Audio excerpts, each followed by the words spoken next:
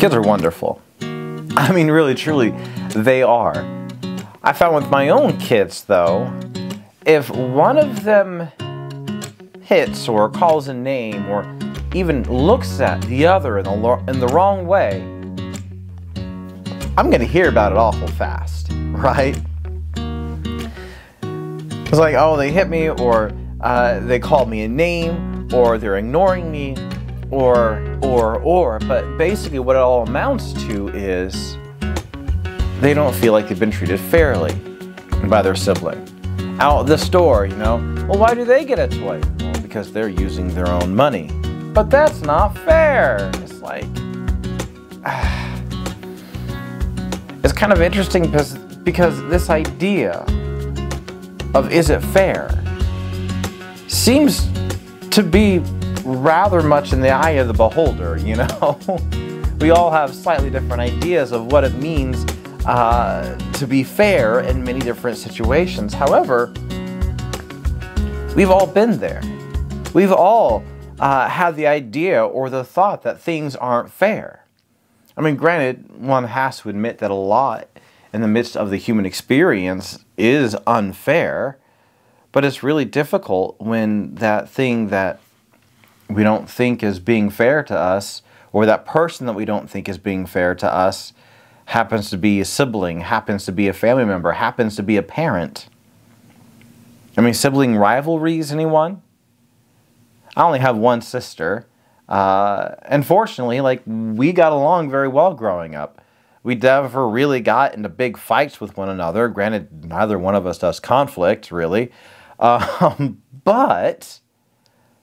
But that's not to say there weren't times where we annoyed the ever-loving bejesus out of one another. I mean, come on. I mean, we did have to live with each other all the time growing up, so I guess. I've heard of stories of siblings stealing one another's boyfriends, and other stories of how one sibling wound up having the sole responsibility of taking care of their aging and elderly parents who needed medical care. I've heard of other stories where one child was the golden child, the preferred child, got the preferential treatment, the favorite, while the others were left thinking, well, what about us? The others were treated as if they were just a bunch of screw-ups. We've all heard some of these stories, and some of them have even lived out these stories. And some of those stories make for really great television. But if we were to follow the Old Testament reading from the lectionary last week, we would have read where Joseph's brothers got really sick of Joseph's know-it-all attitude, got really sick of how their dad treated Joseph as the favorite child. And they got really sick of him to the point where they wanted to kill him. Now, before you judge them too harshly, we've all been there. There have been people in our lives where we're like, I'm going to kill him. I'm going to kill him. Whether you actually meant literally or not, you realize that there was this individual that you just didn't want around anymore. For this, that, or another reason. Well, thankfully, they didn't follow through with the original plan. They compromised. They threw him in a pit. They saw a caravan coming, and they thought they could make some coin off of it. And so they sold Joseph into slavery. And then the events that followed in Joseph's life really seemed to cement that life isn't fair. Now, a lot of this idea that life isn't fair stems from the fact that there are plenty of moments in time where we realize that we aren't in control of what's going on around us. For Joseph, he was being dragged along by these external forces in his life that were bigger than he was. I mean, he had 9 brothers ganging up on him, and he wasn't going to overpower them. There's just too many of them, right? He found himself, fortunately, in a good situation where his master appreciated him and actually entrusted him with his household, to actually run the household. But then his master's wife, well, she got a little miffed that Joseph wouldn't engage with her in the way that she wished for him to. And, well, so she lied about him. And this lie would wind up with Joseph being thrown into prison. While in prison, Joseph begins interpreting some of his fellow inmates' dreams, really helps out the prison guard, who begins to trust him with some of the responsibilities in the prison. Interesting.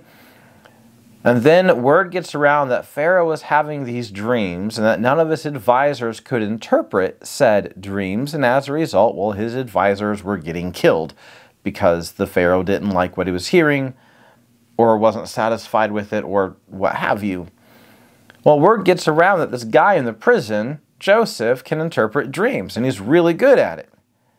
And so Joseph is brought before the Pharaoh, effectively told, you tell me something that I like to hear, that I'm satisfied with, or else. He didn't have to imagine what the or else was. He had heard about the other advisors. So basically, Joseph was thrown in prison because of a lie, sold into slavery by his brothers, and now he's before the Pharaoh being told to perform like a circus animal. I mean, life isn't fair, but somehow things turned out okay for him. In fact, things turned out way better than okay for him. They turned out great because he was able to correctly interpret this dream that Pharaoh had. Pharaoh noticed his talent, noticed his wisdom, noticed his skill, noticed his administrative capabilities, and he actually placed Joseph in charge of Egypt. Joseph was second only to Pharaoh himself. I mean, if you were to read Joseph's biography, it could be titled From Pit to Throne, exploring the ascendancy from the lows to the highs of Joseph's life. And I realize that is a very long and wordy title. We can workshop that later, but moving on in the story. In the midst of this terrible drought, and in the midst of administering the aid to all the lands, to all the people in Egypt and the surrounding lands, Joseph finds that his brothers, the very ones that had thrown him into that pit and sold him into slavery, he finds that now they are groveling before him, not recognizing who he is, but they show up in their most dire, in their moment of most dire need. Now, obviously, things turned out good for Joseph, but Joseph is realizing a truth in the midst of this moment, that no matter how good things may have turned out for you, no matter how happy you might be in that moment, he also went through a lot of painful events in his life. He still experienced a lot of trauma. No matter how good things turned out for Joseph, that didn't negate the harm that his brothers did to him years ago. Can you imagine how you would react when someone who had literally cast you aside, if someone who had done the harm to you that Joseph's brothers had done to him came groveling before you for help? What would you do? Well, Joseph is like any of us. He would have done what many of us would have done. He would have kicked him to the curb. And honestly, who would have blamed him for doing that? I mean, truthfully, you know how hard it is not to tell someone off about how horrible of a human being they are after they have hurt you? Do you know how difficult it is not to seek out revenge in some way, shape, or form, right? I mean, here he sees his brothers in their weakest and darkest moment, but unlike so many years ago, he was in a position of power now. I mean, how would you use it? In the whole story of Joseph, when the brothers come before him, he keeps his identity hidden. He frames them for theft as a way to hold one of his brothers collateral so that the youngest brother Benjamin would also be brought before them. And so here we have these brothers. Now, finally, a family reunion before him, and this is where Joseph tells them who he really is, that behind this Egyptian makeover, I am the brother that you threw in the pit and sold into slavery, all because of what? You were jealous of me? Now, if you have popped popcorn, this is the moment in time where you're shoveling it in your mouth, all right? This is the part where we imagine he's going to lay into his brothers, and it would make for great television, and we can just imagine how cathartic it would be.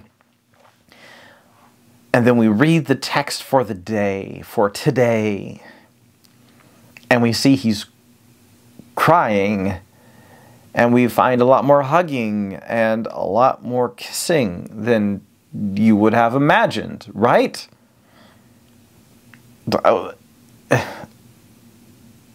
This is where you do a double take, and you're like, what? This is supposed to be the atomic bomb moment. This is supposed to be where Joseph lets the hammer down. And instead, this is how Joseph decides to end decades long, like multiple decades worth long of grudges. I mean, not only is it seemingly anticlimactic, but it almost seems crazy, right? I mean, forgiveness sounds wonderful in the abstract, but actually putting forgiveness into practice, there's almost an offensiveness in reality to this idea. I mean, didn't these guys deserve a little or a lot more punishment than they actually received? Shouldn't they be paying for their crimes? Are we really okay with Joseph letting them off the hook so easily and having them invite the rest of the family and the rest of the Israelites? It's almost like he's rewarding them? I don't know. But when you look at everything that is happening, when you see Joseph blessing his brothers instead of cursing them, we still have to ask, we come back to this question, is that fair? Usually we think of it's not fair as a way to describe how you as an individual have been mistreated by others. But then there's this aspect where we also want others to pay for their crimes or how they've hurt others. After all, it's not fair for those who have done harm to others to go off and get to live the good life. That's not fair, is it? That seems to be the societal track that we have been taught and we've bought into. But it's also a track, it's also a path that doesn't really show a whole lot of grace now, is it? That's why it seems crazy for Joseph to switch things around in the way that he did. Here he is, given the perfect opportunity to exact revenge, to get back at his brothers, to help ensure that they in no way, shape, or form could possibly ever hurt him again. But instead, he bucks the trend. From the outside looking in, we can relate with Joseph because we know what it's like when things feel out of control in our lives. We know what it feels like when stuff happens to us. We know what it feels like when we are paying for the mistakes and the decisions that other people made. But Joseph, he's on a different path than what society teaches us. He was trusting in something different. Joseph was trusting in something bigger than himself, something that was even bigger than the circumstances that he found himself in. He began to ask a different set of questions. It's easy for us to ask, oh, why me? Woe is me. Why did it have to happen to me? But instead, Joseph, he's realistic about the situation that he's in. But Joseph, he says, okay, God, things aren't good. But what would you have me do in this moment? then based on the answers that he received in his prayers, that's how he proceeded. Now this different path that Joseph practiced, he didn't know the outcome. He didn't know where he'd land. He didn't know if things would be okay. All he knew is that here's God. He's bigger than me and he's bigger than my circumstances.